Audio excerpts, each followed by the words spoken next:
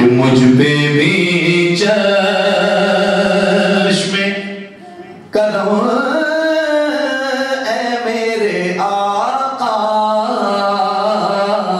करना, मुझ पे भी चश्मे करम ऐ मेरे आका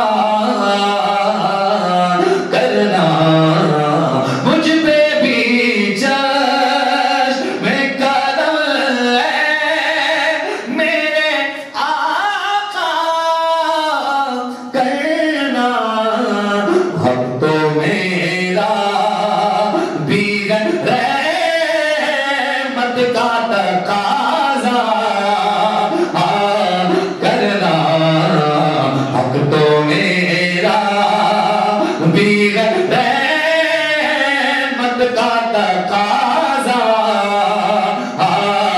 करना। तू किसी को भी उठाता नहीं अपने दर से, तू किसी को भी उठाता नहीं अपने दर से। कि तेरी शान आका, कि तेरी शान के शाया नहीं ऐसा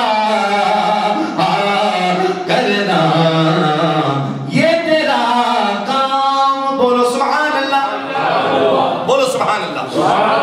शफाअत कुबरा का सेहरा हुजूर के मुश्तमार हाथों में, जिसे हुजूर बनाएंगे वो अल्लाह की रहमत से जन्नत में जाएगा।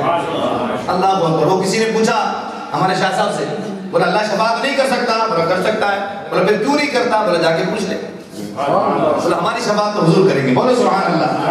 नसीब मिल्लत फरमाते हैं ये तेरा काम है ऐ आमिना के तुरे यतीम, के सारी उम्मत की शफाअत तने तन्हा करना।